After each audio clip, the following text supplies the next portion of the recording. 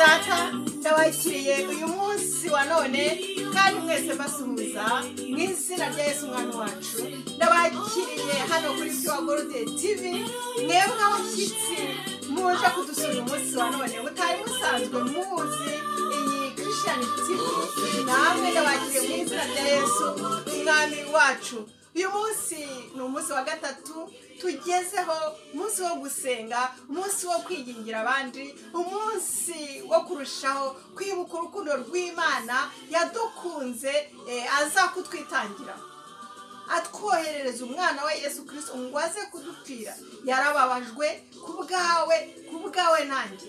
Yesu Kristo yarababajwe ku bwawe nanjye kugira ngo twese tuzabone ubugingo buhoraho. Yakunze isi yose, Yesu Kristo yakunze isi yose.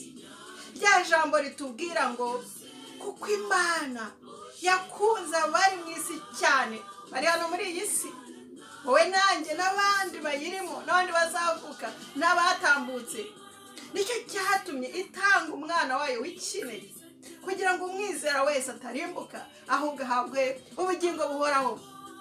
Aya ni amagambo najyaga ntekerezaho nkimara kwakira agakiza. Ndi umukobwa muto cyane w'imyaka 13, najyaga nyatekerezaho nkavuga ntase iyi si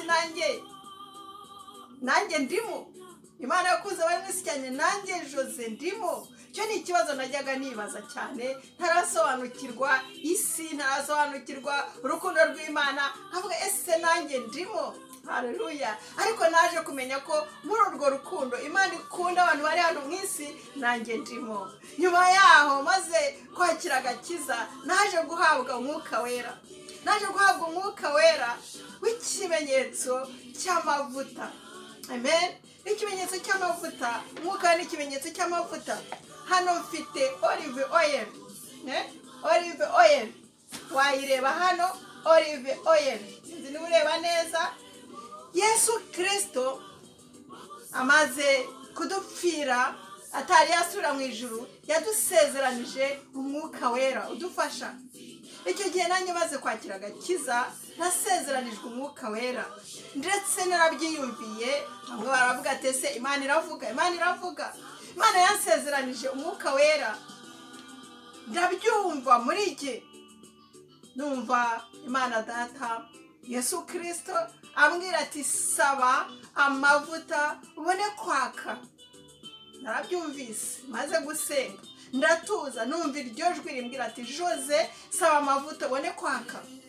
Amavuta hano, afite aya mavuta. Yesu Kristo yansukiye umwuka wera kugira ngo mbashe kumuvugira shize amanga. Aya ni amavuta, uyu ni umwuka wera, ni ikimenyetso cy'umwuka wera. Niko muri Bibiliya bitubwira ko umwuka wera ugereranwa n'amavuta. Aya mavuta rero niyo n'ubundi njya nkoresha ndimo gusenga. Yafite uburwayi nkoresha amavuta, ikimenyetso cy'umwuka wera. Intumwa zimaze kuzura umwuka wera, kuzura amavuta y'Imana, zatangiye kuvuga ubutumwa bwiza ndetse bagasenga, abarwayi bagakira, ibitangaza bigakoreka. Ntabwo ari bo, ahubwo ni amavuta muri bo ajya akora ibitangaza. Jose ntabwo ari jye, ahubwo ni amavuta muri jye. Wa mwuka w'Imana nahawe, ya mavuta buri munsi Imana ima, maze abantu bagakira uburwayi, nanjye ngakira, abantu bakihana. Haleluya. Reka rero dukomeze, ne kubarondogorera, dukomeze turebera hamwe iby'uyu munsi. Uyu munsi ni umunsi wa gatatu bene data, umunsi wa gatatu, umunsi wo komeza amasengesho. Reka twiyibutse ku munsi wa mbere twaje kureba igitero cyari kije gufata Yesu ngo atangire urugendo rwo gukubitwa, rwo kugirirwa nabi, kuzageza igorogota ku musaraba.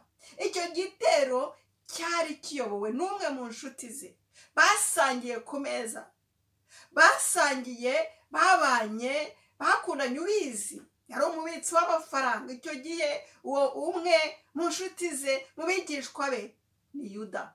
Niwe waje, niwe wamugambaniye. Burya umuntu agambanirwe n'umwe mube mu nshuti ze hafi, birababaje cyane. Yesu Kristo ashobora kuba yaramubabariye, ariko Yuda ikintu kimbabaza nuko yaje kwiyahura. amenya ko yakosheje arangiza ubuzima bwe. Ariko mwene data, naho waba waragambaniye inshuti yawe, naho waba wakoze ibintu bibi, nta cyaha Yesu atababarira. Icyaha cyose kirababarirwa. Kwa kabiri twaje kubona undi muntu wari inshuti ya Yesu nawe wamwihakanye. Bigeze mu mahina, bigeze ahakomeye, cya gitero cyaje kije gufata Yesu byarakomeje, bageraho bamukubita cyane, bamuvusha amaraso, baramutuka, bamuvuga ibintu bibi.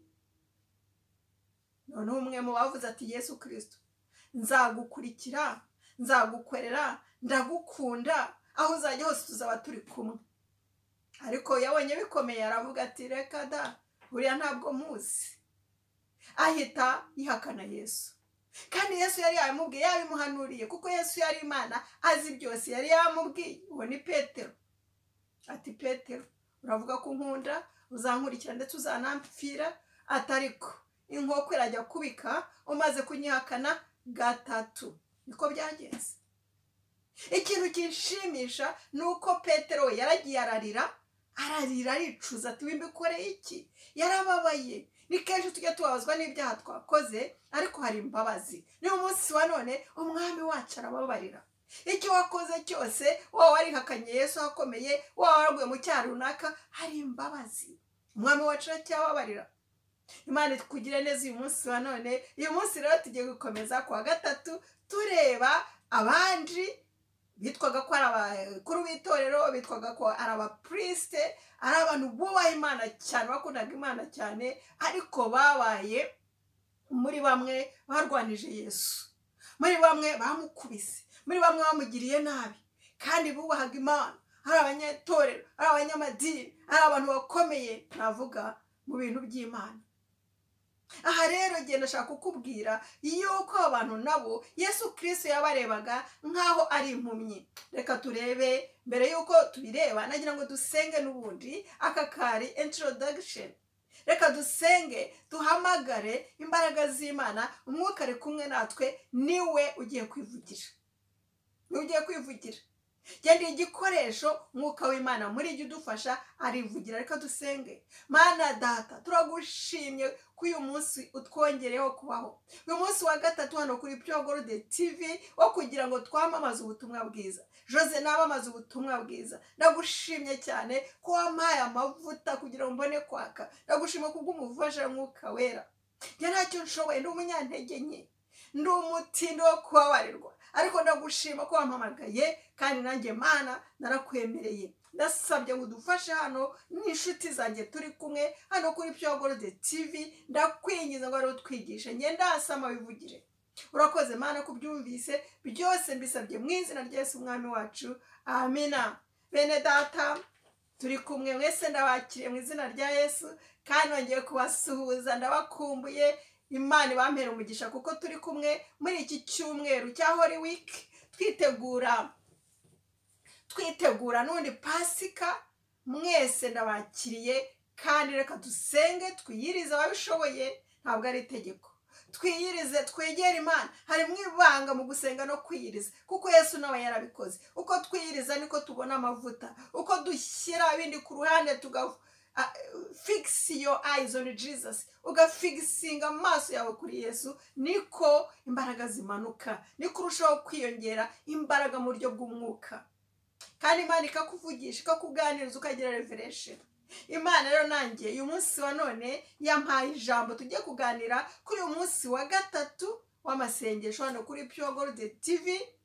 Ijambo dusoma n'ubundi muri Luka ibice 22 ku murongo wa 63 tugeze ku wa 71. Reka tuhasome. Abagabo bari bafashe Yesu baramushinyagurira, baramukubita, bamupfuka mu maso, baramubaza bati hanura. Bamupfutse mu maso, barangije bamubwira ati hanura. Ninde ugukubise? Ese wamenye ugukubise? Barimo bamushinyagurira kuko bari bazi ko Yesu ari umuhanuzi, bari bazi ko azi byose, bari barumvise inyigisho ze. Ariko iki gihe baravuga ati turagushyikiriye, turagufashe, urigereranya, ukiyita Imana, ukiyita umwana w'Imana, noneho hanura. Bamushinyagurira. Ariko Yesu yari Imana, iyo ashaka yari guhamagaza abamarayika byose bagahagarara bakavaho bose, ariko yari afite misiyo. Yihangana ibi byose kuko yari afite misiyo yo kugira ngo akubone nanjye mbone, tubone ubugingo buhoraho. Reka dukomeze. Bamubwira n'ibindi byinshi ngo bamutuka. Nuko iryo joro rikeye abakuru b'ubwo bwoko baraterana. Yesu Kristo bigaragare ko atasinziraga. Yari ari mu bibazo, yari mu bigeragezo, barimo bamutukagura, bamushinyagurira, bamubwira bibamutuka. Ari aho ngaho arabyemera, kandi yari Imana, ari umwana w'Imana, ariko yarabyemeye kuko yari azi icyamuzanye. Yagira ngo arangize misiyo ye y'icyamuzanye hano ku isi kugira ngo apfire abantu bose, twese tuzabona ubugingo buhoraho. Urwo rukundo n'urukundo rukomeye cyane. Arababwira ati, nubwo nababwira ntimwabyemera na hato, nabo naho nababaza ntimwasubiza. Yarazi imitima yabo, yarazi uko bameze. Abo bose nuko iryo joro rikeye abakuru ubwo bwoko ngo baratera, ari bo batambyi bakuru n'abanditsi, bamujyana mu rukiko rwabo bati, niba uri Kristo tubwire, niba uri Kristo tubwire. Ariko Yesu arababwira ati, nubwo nababwira ntabwo ibyo mushaka, nkanabahanurira wa mugani, ntabwo mwabyemera, mwarananiranye, muri abanyamadini, ntabwo muzi, naje mu banjye ntibamenya. Ndi umwana w'Imana ariko ntimwabyemera, ndi Imana ariko ntimwabyemera, ndabazi, mwarinangiye, muri abanyamadini, ntabwo mushobora kwemera ibyo nababwira, ntimushobora kwemera ukuri. Ariko uhereye none umwana w'umuntu azaba yicaye iburyo bw'ishobora byose, bw'ubushobozi bw'Imana. Uhereye none umwana w'umuntu azaba yicaye iburyo bw'ushobora byose, ari we Imana. Bose bati, b'abakuru b'itorero, b'abapristi, b'abatambyi, b'abanyamadini, bahita basakuza. Bose bati, noneho uri umwana w'Imana. Bamuha ikibazo, noneho uri umwana w'Imana. Arabasubiza ati, mwakabimenye ko ndiwe. Yesu ntabwo yatinyaga kuko yari Imana. Yabasubirishaga icyo twita, kera tukiri abana twajyaga tuvuga ngo uravugisha inani na rimwe. Yabasubirishaga inani na rimwe, ntabwo bafite, nta gutinya. Ati, mwakabimenye se ko ndiwe. Nabo bati, turacyashakira iki abagabo? Bari basa nk'abahanganye, bashakaga ibimenyetso. Ikintu bamuhoraga nuko yavuga ati, ndi umwana w'Imana. Bakajya babaririza ati, koko Yesu, uyu mugabo Yesu tuzi, wavutse kwa Yosefu, na bene se turabazi, na bene nyina, niwe uvuga ngo ni umwana w'Imana? Akigereranya, ariko arabibwirira ati, mwakabimenye se, ndi umwana w'Imana nyine. Naho bati, ese turacyashakira iki abagabo? Turakirirwa tubaza dushaka iki? Ko twumvise ubwacu abyivugira ubwe. Ko twumvise ubwacu abyivugira ubwe. Yesu yarabyivugira ati, mwakabimenye se, ndi umwana w'Imana nyine, ndi Imana nyine. Ntabwo yatinye kubabwiza ukuri, ariko abatambyi, abanyamadini, abagabo barinangiye, ntabwo bashatse kumva ukuri. Yesu yaje mube, abe ntibamwemera, ahubwo baramutuka, barushaho kumukubita, barushaho. Tuzareba ejo uko bizagenda. Bamujyanye no mu rukiko, bajya kumurega. Tuzareba uko bizagenda kugeza ku cyumweru azuka, yerekana ko ari Imana koko. Kose ntibamwaye. Pasika ndayikunda cyane. Nkunda ikintu cyitwa Pasika, kuko Pasika mbonamwo ubutwari, mbonamo victory, mbonamo ubutsinzi, mbonamo imbaraga z'Imana. Niyo mpamvu nkunda Pasika. Niyo mpamvu nkunda Pasika. Mbona imbaraga z'Imana, mbonamo gutsinda, maze Satani akamwara, n'abandi aba bose bazamwara. Ariko Yesu yari umunyambabazi. Yesu yari umunyarukundo. Yesu yari umwana w'Imana. Yesu yari mwiza. Yesu ni urukundo. Haleluya. Yari umunyambabazi. Nkanjye umwana w'umuntu navuga nti, muramwaye, ese murajyaye? Ariko Yesu ubwe, kubera ubumana bwe n'impuhwe ze n'urukundo rwe, yarababariraga. ati Imana ibababarire kuko mutazi icyo mukora. Nge nawe reka tugire umutima nk'uwa Yesu. Ntihagira umuntu duhemukira, ntihagira umuntu tugirira nabi, tujye tuvuga tuti turakubabariye.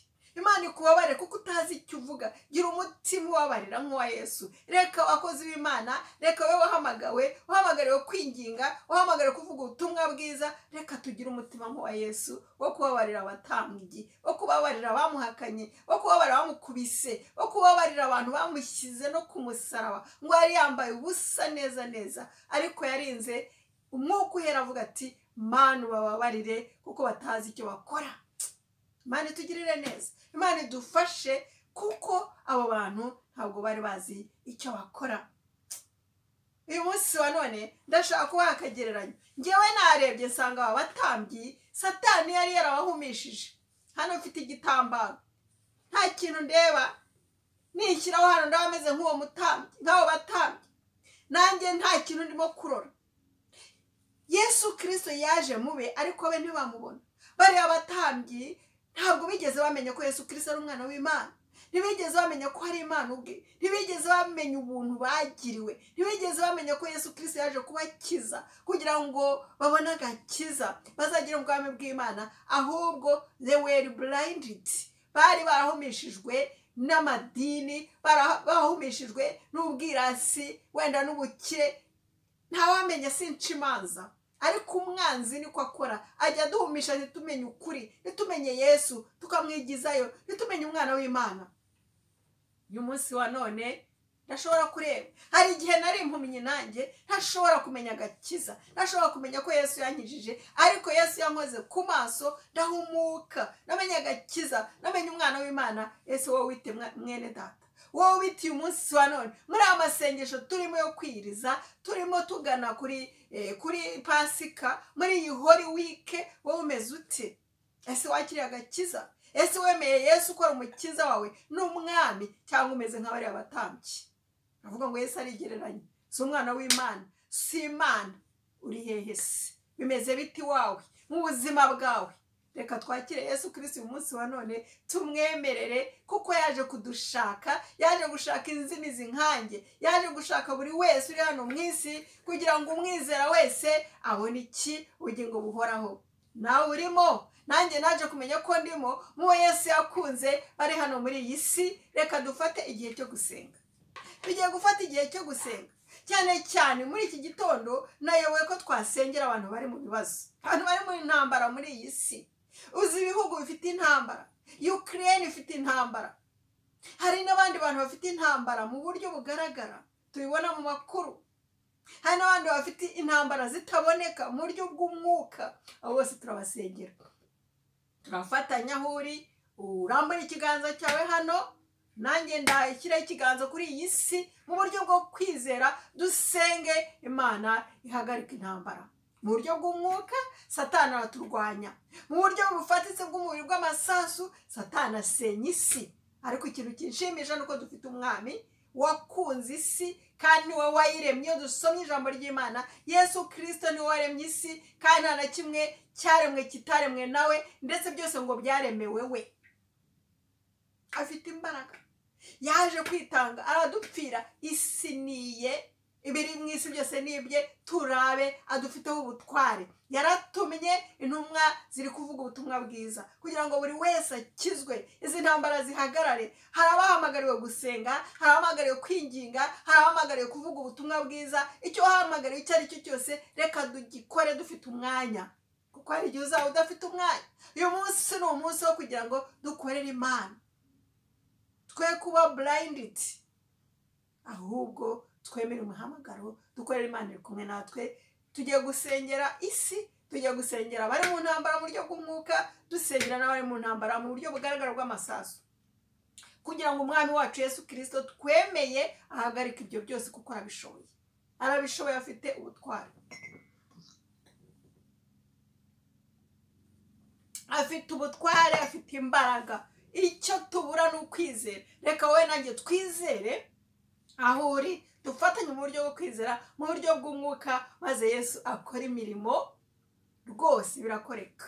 Niturangiza turibuka gusengera abarwayi, kuko Yesu yaravuze ati mugende muvuge ubutumwa bwiza, mukize abarwayi, mwirukana abadayimoni, abantu barakira, bahaye ubutware, bahaye autorite, mugende mubikore. Turabikora mu kwizera, twemera imbaraga Yesu yaduhaye, twizera kandi birakoreka. Njye nabahaye ubuhamya ku cyumweru nari ndwaye cyane, mfite uburibwe bukomeye, nakoresheje amavuta ya olive oil, shyiraho nari ndwaye, ndasenga mu izina rya Yesu, mpagarika uburibwe, mu minota 5 nari nkize. Icyo dusabwa no kwizera gusa, ntabwo ari amavuta ni ikimenyetso cy'umwuka wera no kwizera. Twe dukoresha kwizera, nkoresha kwizera kuko ni Imana ishaka. Reka niyo kubatinza, tuzakomeza. Uyu munsi wa gatatu naryohewe cyane, naryohewe, narushijeho kugira amavuta. Come on, narushijeho kugira amavuta. Imana yambyukije mu masaha 8 mu gitondo, ntabwo ari ukwirata. Ndasenga nsaba Imana ngo iganire nanjye, impa ijambo ryo kuvuga kugira ngo twese dufashwe. Yesu nakubyutsa mu masaha 8 akagukangura, jya wemera. Hari icyo ashaka kukubwira, hari ibanga, hari imbaraga, hari amavuta ashaka kuguha. Kugeza uyu munsi wa none ndakomeza rero umunsi wose turi kumwe. Hano tugiye gusenga iminota mike, turakomeza dusenga aho umuntu wese ari, uri ku kazi, uri mu rugo rwawe, uri aho uri hose, dukomeze dusenge, tubane muri iyi minsi 3, dukomeze uru rugendo rwa Holy Week, dusenga Imana, twinginga. Umurimo si wacu, n'uwa Yesu azawikorera. Yaratsinze, come on, yaratsinze, yaranesheje. Ku munsi wa Pasika yarazutse, aracyariho n'uyu munsi wa none kandi azahora iteka ryose. Umwami wacu yaratsinze. Ntukagira ubwoba, ntukagira ubwoba bw'ibikugerageza, ntukagira ubwoba bw'ibintu biza gusa kukunyeganyeza, ntukagira ubwoba, jya umenya uwo uriwe. You are more than a conqueror. I am more than a conqueror. Twaratsinze, twaratsindishirijwe, watuneshereje n'umwe ni Yesu. Reka dusenge ne kurondogora kuko ndumva nuzuye imbaraga, nakomeza nkavuga, ariko reka dusenge. Mana Data, turagushima ko iyi si ni yawe, ni wowe wayiremye kandi wayiremesheje jambo ari we Yesu Kristo. Waravuze biraba, ni wowe ufite ubutware wabuhaye umwana wa Yesu Kristo, kuko yarakumviye, urangije amaze gutsinda urupfu, umwegurira byose. Turamusinga n'umwami, turamushima. Ndagushima Yesu Kristo ko ufite autorite kuri iyi si. Ndasabira Ukraine mu izina rya Yesu Kristo kugira ngo intambara zihagarare. Ndagushimira abashoboye kwakira impunzi, ndagushimira uko ukora, ndagushimira abashoboye gukiza, ndagushimira ko abakristo bari muri bo ko bahagaze bakaririmba, bagira ubwoba bakaririmba. Ndagushima Mana kuko ari bikomeye munsi wa none, kandi ko ari ugiye gushyiraho iherezo kuri ya ntambara. Hari intambara turwana nazo mu buryo bw'umwuka, mu buzima bwacu bwa buri munsi. Satani araturwanya mu buryo bwose, ariko waratsinze. Ndagushima Mwami ko watuneshereje, nanjye warantsindiye. Ndagusabye kugira ngo mbe kukurebaho. I want to fix my eyes on you alone. I want just to focus on you alone. Ndagusabye ngo mbashishe unshoze umunsi wa none. Tugiye gukomeza gusenga na bene data turi kumwe, inshuti zacu zikunda Pure Gold TV, nanjye bankunda banshyigikiye, abavandimwe n'inshuti. Ndagusabye Mana ngo bose ubamere umugisha, uwuzuza amavuta, ubuzuza ibihe byiza. Mana ndakomeza gusengera n'abarwayi, ndasabye ngo ufashe bene data abarwayi mu izina rya Yesu. Bazamuye mu ngobyi y'amasengesho, mu maboko yawe ndabasabe, ndabahetse. Umuntu urwaye uwo ari we wese ndamusabiye, nkoresheje amavuta y'ikimenyetso cy'umwuka wera. Ndasabye ngo buri wese umugirire neza, nanjye nyishyizeho. Imbaraga zawe zimanuke kuri twe, urukundo rwawe rumanuke, umwuka umanuke mu mitwe, guhera mu mitwe yacu kugeza ku birenge. Udukize uburwayi buri bene data barwaye, ingingo zose aho zibabara, n'ingingo zanjye. Iyo bene data barwaye nanjye ndababara, iyo bene data bababara nanjye ndababara, kuko n'ingingo zanjye. Ndabasabye kubw'urukundo wampaye, ndabasabira kubw'umuhamagaro wampaye. Ndasabye ngo bene data bakizwe n'imbaraga z'umwuka wera. Amavuta ni ikimenyetso cy'umwuka wera. Bamfashirize Mana, ubagire neza. Turashaka ubuhamya bushya. Urwaye wowe uwo ari we wese akire, turi kumwe. Asiga amavuta aho ababara, maze umunyirize kuko ni ukiza. Izina ryawe rihabwa icyubahiro. Byose mbisabye mu izina rya Yesu umwami wacu. Amen. Bene data mumbabarire natinze nabatindiye kubera kuzura imbaraga z'Imana, kubera kuryoherwa n'uyu munsi, kubera ko numva rwose Imana hari ikikora. Natinze mumbabarire, nagira ngo nsoreza aha, tuzakomeza ejo tureba ikindi kintu cyiza Imana iduhishiye byinshi. Iyi mibabaro Yesu yanyuzemo ni ukubera wowe nanjye, ni ukugira ngo twese duhambuke, dukizwe kandi tubone ubugingo buhoraho. Imana ikugirire neza, wihangane, tube twatangiranye kandi dusozanye n'iki kiganiro. Mwese ndabashimira cyane ko mwihanganye kandi ko turi kumwe, dukomezanye muri iyi Holy Week dusenga. Ejo umunsi wa kane turahishiwe, ntuzatinde gukirika kuri Pure Gold TV. Umunsi wa kane uraryoshye kurutaho. Haleluya. Imana ikugirire neza, tuzakomeza ubutaha. Be blessed. Ndabakunda mwese.